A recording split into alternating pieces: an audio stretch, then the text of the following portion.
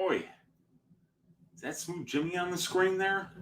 Are we doing another episode of Balls Deep Breakdown with me, your host, Uncle Weezy?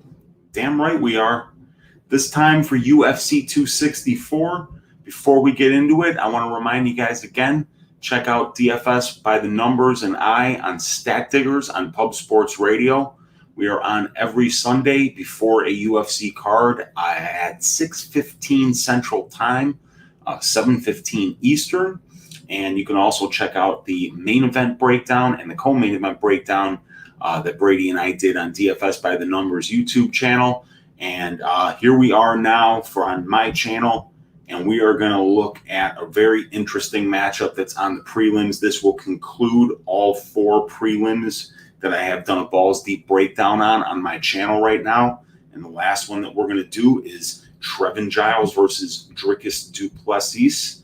So let's look at these numbers. Let's zoom this in so that we get a real good look at it and start like we always do with the tail of the tape. Wow, both these guys are pretty young, man. 28 for Trevin Giles, 27 for du Plessis. We got a 6-foot height for Trevin. We got 6'1" for Dricus. And Dricus has got a 2-inch reach advantage. Trevin Giles is an orthodox fighter, and du Plessis is a switch stance fighter. We got Trevin training out of War Training Center in Houston, I believe. And we got Team CIT for Dricus. He is fighting out of South Africa. Let's look at the pro experience here. We see that the numbers are very similar. We've got 17 fights for du Plessis. We got 16 for Giles, a 14-2 record for Giles, a 15-2 record for Dricus. About 144 minutes of cage time for Giles, 118 and a half for du Plessis. Giles with a little bit more of an average fight time at 9 minutes, and it's about 7 for Dricus. And both these guys have got about a 7.5-year professional MMA career. And then if we look at the UFC experience now, we see that Trevin Giles has 7 UFC fights while Dricus only has 1.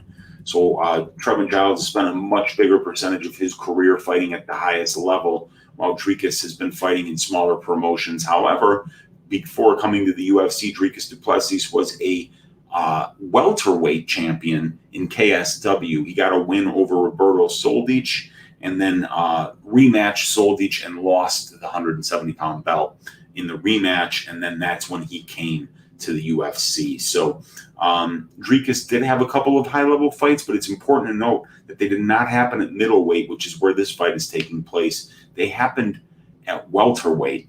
And prior to that, I think all of Dricus's fights were at middleweight.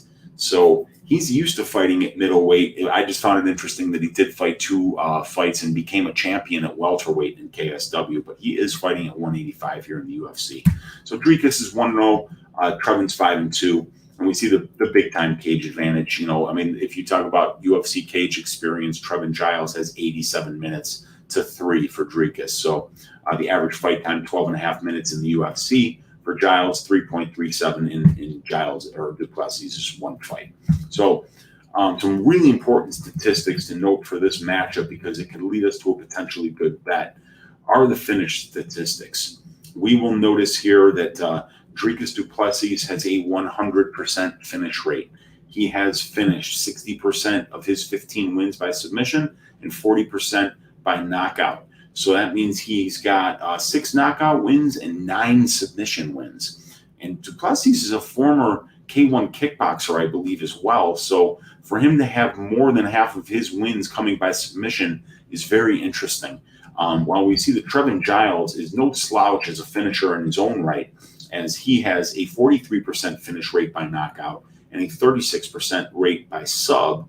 And that comes out to 79% overall for Giles. And we see that Giles has even finished 3 of his 5 UFC wins, all of them by knockout, while Dricus du Plessis has a 100% finish rate in his 1 win in the UFC. If we look at how these guys lose fights, we will notice that Trevin Giles has been subbed in both of his pro losses. They both came in the UFC. They were both by guillotine choke.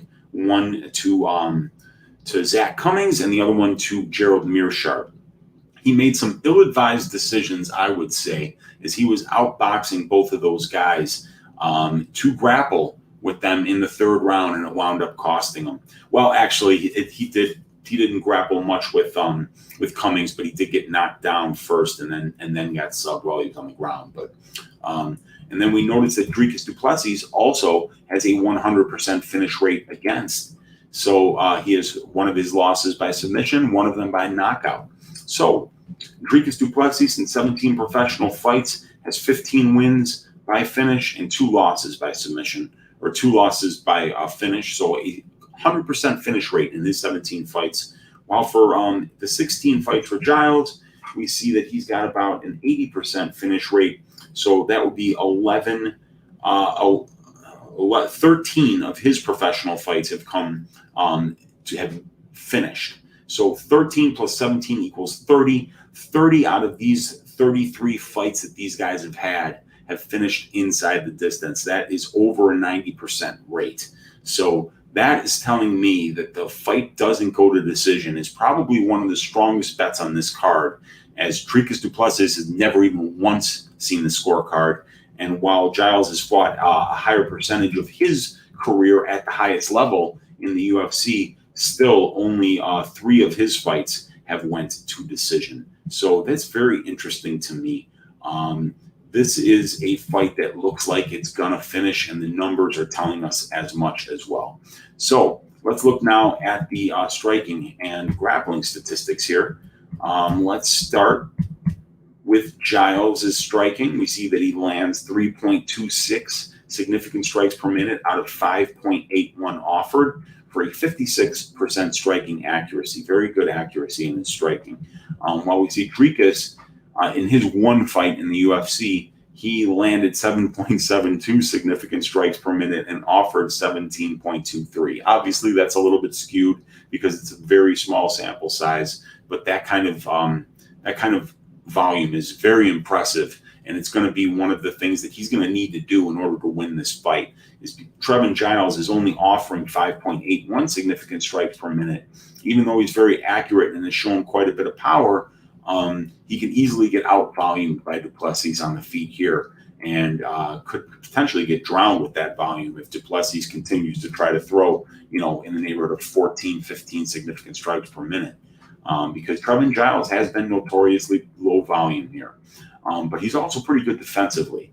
Now we see the power numbers here. In Trevin Giles' 7 fights, he's landing a knockdown on over 1% of his significant strikes landed, and that means 0.51 knockdowns per 15 minutes. So Trevin Giles has some really nice boxing, and when he hits, it hurts. He doesn't hit often, but when he does, it's with precision and it's with power. So Trevin Giles definitely showing some power. Dricus du Plessis has 1 knockdown in his 26 strikes landed. That comes out to a 3.85% knockdowns per total significant strikes landed, and he's averaging 4.46 knockdowns per 15 minutes. Obviously, that's only in 1 fight, so it's heavily skewed. But, Dricus has showed power, and he does have, as we checked before, 40% of his pro wins have come by knockout. So he does have power. He does have a kickboxing background. This is a guy who can crack. Both of them can. One thing to note, though, is that Trevin Giles has done a really nice job here in terms of not absorbing a lot of strikes. He's landing 3.26, but he's only absorbing 1.88. So that's an excellent ratio and significant strike difference. And du Plessis, it's the same thing. He's definitely offering more strikes than his opponents at 17.23 compared to 12.77, and he's landing more than his opponents at landing 7.72 per minute and only absorbing 4.16. Both of these guys have shown great significant strike defense so far at 62.33% for Giles, which is excellent, and 67.44 on the one performance 3 minutes for du Plessis. We see that Trevin Giles has been knocked down on 0.6% of the significant strikes landed against him. However, since he's only absorbed 165 significant strikes, that means he's only been knocked down once in 7 fights. 0.17 knockdowns absorbed per 15 minutes. Not what I would call chinny, and du Plessis has never been knocked down. Let's look at the grappling statistics. Okay, so we've got Trevin Giles has completed 8 of the 10 takedowns that he's attempted in the UFC. It's very good at 80%. But he's only got 7 fights, so he's only offering about 1.5 takedowns per fight, while Du Plessis has not tried a takedown yet, and he hasn't been taken down. Trevin Giles has shown some excellent takedown defenses. He has successfully defended 19 of the 24 takedowns attempted against him in the UFC. That comes out to a 79.17% takedown defense. So Giles is averaging 1.37 takedowns per 15 minutes, and he's being taken down 0.86 times. So he is out takedowning his opponents. He has had 1.37 submission attempts attempted against him, and he's had about 21.69% control time against, while he's had 20% control time for. So very similar control time numbers for and against for Giles. And we see that about 58% of his fights take place in the center of the cage, and about 42% of them take place in control time positions. While for Du Plessis, it's only been 1% of his fights taking place, or his fight has taken place in the control time position. So Trevin Giles definitely looks like the guy who's more likely to try to take this fight to the ground. In Trevin Giles' previous tape, especially the pre-UFC tape, he has shown a very heavy top game and fantastic ground and pound. So Du Plessis has been taken down quite a bit in the tape that I've seen from him prior to the UFC. So I think that that's definitely a path to victory for Giles here, is to use some of that wrestling. Even though he doesn't go to it often, when he does go to it, he is getting those takedowns. So I like Giles' ability not only to box at length, he's got great hands. I think he can win a stand-up match with Du Plessis, but I also believe that ground and pound that he has, if he can stay out of Du Plessis' front chokes and guillotine chokes, which is how Du Plessis has been finishing fights via submission, it has been with a really good front choke game. Giles needs to avoid that on the ground, and if he can successfully avoid those front chokes and that choke game of Du Plessis, I do see him dominating on the ground, and he can knock this guy out via ground and pound. The thing about Giles' submission victories are, he's got a submission victory prior to the UFC against, well, we'll look at it here, but he's definitely got one against Brendan Allen. And then there was another one that he got prior to the UFC.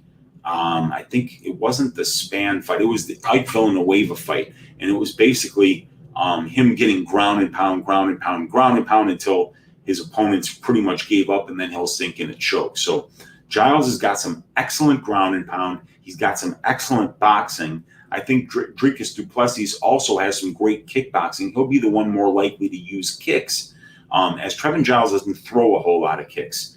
Du Plessis will, and he will be the one that's probably more likely to out-volume Trevin Giles. But Du Plessis' chin hasn't been tested yet, but he has been knocked out by Roberto Soldic, and he has been submitted by Gareth Soldier Boy McLennan. So Du Plessis has been finished in 100% of his losses, and Trevin Giles is a great finisher in his own right. So I see paths to victory for both of these guys, because Du Plessis does have a very sneaky choke game. He's got a lot of power. And the same thing with Trevin Giles. He's got that great ground and pound, and he's got great stand-up power as well. So I think the under is going to be a great bet. The fight doesn't go to decision is going to be a great bet. And we see both of these guys, because we don't have much of a sample size on Du Plessis, it's kind of hard to find some places to look for advantages here for Giles or for Du Plessis. But what we can find an advantage in is the strength of schedule, because Trevin Giles has 7 UFC fights while Du Plessis only has 1. And we see here that Dricus Du Plessis, his victory is over Marcus Perez, who's 2-5 in the UFC. So outside of his fight with Du Plessis, Perez has a 2-4 record. So that means, 2 wins, 4 losses, 6 total fights, and a 0.5 ratio for Dricus Du Plessis in his overall strength of schedule. While for Trevin Giles, he has a 1.76 ratio. His opponents average 6.71 fights, and the average record of the Trevin Giles opponent is 4.29 wins and 2.43 losses. If we go to the wins here, it's the same for Du Plessis, because he's only got 1 win. And the average record of the guy that Trevin Giles is beating is 3.2 wins and 1.4 losses, 4.6 total fights, and a 2.29 ratio. That is a lot more impressive than the 0.5 ratio of the competition that Plessis is beating. And then if we look at the average record of the guy that beats Trevin Giles, these two guys are Meerschaert and Zach Cummings. We see an average record of 7-5, 12 total fights, and a 1.4 ratio. If we look at the last 5 here, we see Trevin Giles wins over Roman Dolidze by unanimous decision, Pavan Lewis by knockout in the 3rd round, James Krause a win by split decision in a very close fight. He got subbed in the 3rd round by Gerald Meerschaert by very inadvisably grappling with him. And then he got hurt by a big right hand from Zach Cummings, and then subbed on the ground shortly thereafter. And then if we see the last 5 for Plessis, we see that he's got a win by knockout in his UFC debut against Marcus Perez. Prior to that, he had a win via submission over Brendan Lassar, a win by knockout over Joeltin Lutherbach, and then a loss by knockout to Roberto Soldic in KSW in a title fight. And then he won the 170-pound title over Roberto Soldic in the fight prior to that. So 4-1 in his last 5 for Plessis, 3-2 for Giles. Let's take a little bit closer look at the numbers here. Right now I've got Trevin Giles's advanced stats up here. And if we look at the wins, we see a win over Roman Dolidze, who's 3-1, a win over Pavan Lewis, who was 3-3, James Krause, 9-4, and prior to that, a win over Antonio Braga Neto in a fantastic performance at 1-2, and Jimmy Bachnovic at 0-2. Those wins over Bachnovic and Braga Neto were both incredibly impressive, although Giles did lose the first round of that Braga Neto fight. He was taken down a couple minutes into the round and controlled by a jiu-jitsu black belt. He was mounted, but he stayed calm and he survived it and then pieced him up for the rest of the fight. And then one thing I want to note, his 2 losses to Meerschaert and Zach Cummings, a couple of really tough guys. But what I do want to note is that these 2 losses here to Meerschaert and Cummings, both of these guys are southpaws. We see Zach Cummings, we see right there southpaw. And if we go back here, Meerschaert, we can see that he is southpaw as well. And I believe that everybody else, Dolidze, orthodox, yes. Pavan Lewis, orthodox as well. And then James Krause is orthodox, yes. And then also Bachnovic and Braga Neto are also orthodox fighters. So it's interesting that Trevin Giles is 0-2 against lefties. And he's, other than that, undefeated against righties, because these were the first two lefties he ever fought. So one of Giles' greatest stand-up weapons is his jab.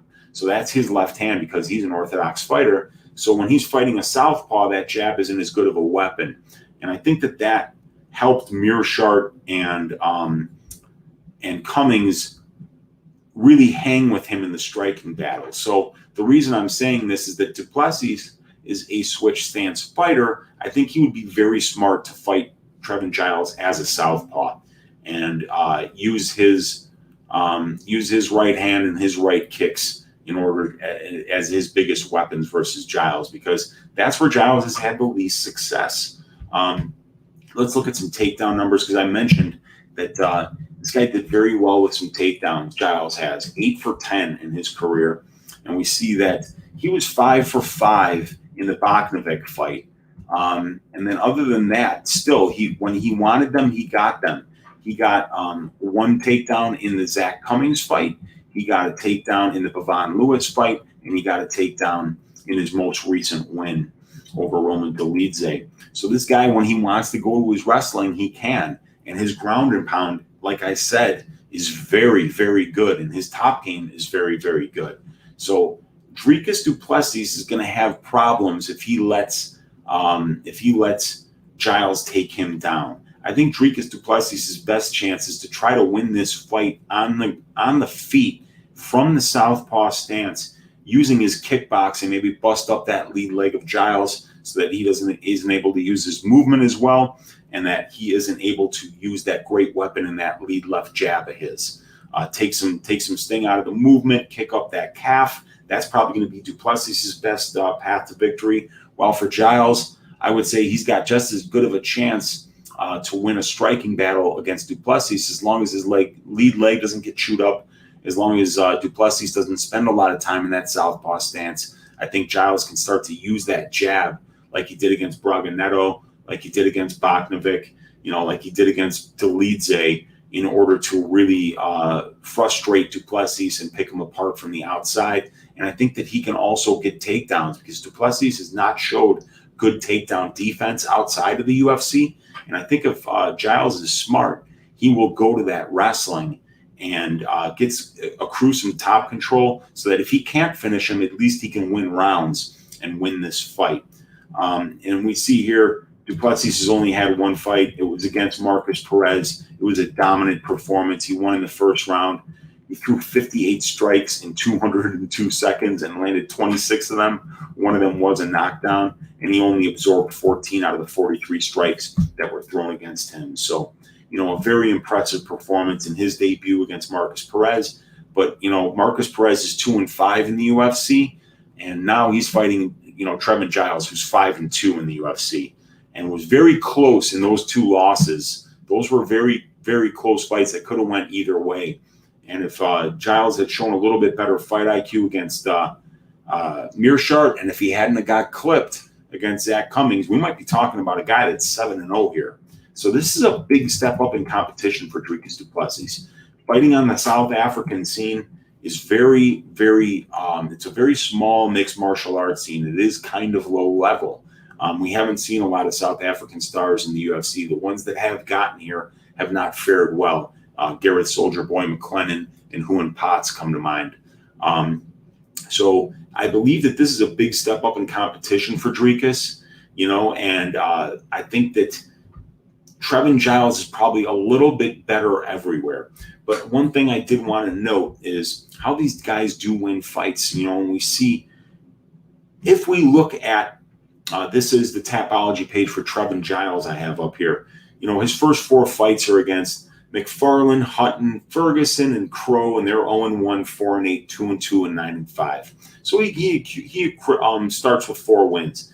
But then, and we're talking about, these are the 5 fights before he gets to the UFC. Look at these names. Brendan Allen, he beats him via rear naked choke. He ground and pounded Brendan Allen. Brendan Allen was rolling for a lot of leg locks in that fight, and he left his head wide open, and Giles just worked him with the ground and pound. And then we see a win over 4-4 Robert McCarthy, 3-0-1 in the first round, knockout. And we see a second round win over Josh Clark, who's 11-2 in RFA at the time that he took that fight. And he won that one via rear naked choke early in the second round. And we see that he got that win via arm triangle in the third round over Ike Villanueva, who at the time was 12-7 in Legacy FC. Then he fights just a gigantic Ryan Spann that I have no idea how Spann made 185 pounds, but he did. And he won that fight. It was a very close fight via split decision. But Spann is absolutely gigantic. He was at least a weight class bigger, at least it looked, than Trevin Giles there. Then, he takes the UFC debut at 205 pounds versus Boknovic, gets the big win there. And then we spoke about the rest of those wins. So Trevin Giles was fighting some really good competition even before he got to the UFC. And for Du Plessis, you don't see as much of that. What I've seen is that Giles just spent a way, way, way bigger percentage of his career fighting much higher level opposition than Du Plessis has. And if we look at that, we see the Marcus Perez, a low-level UFC win there. Before that, he beat a guy that was 3-0 in EFC, and EFC is the South African promotion. Prior to that, it was KSW, Joelton Luterbach, a very experienced mixed martial artist who was 30-7 at the time he took that fight. And then we saw the loss and the win to Roberto Soldic. But, I want to remind everybody that these were welterweight fights, okay? They were not middleweight fights. This fight is taking place at middleweight.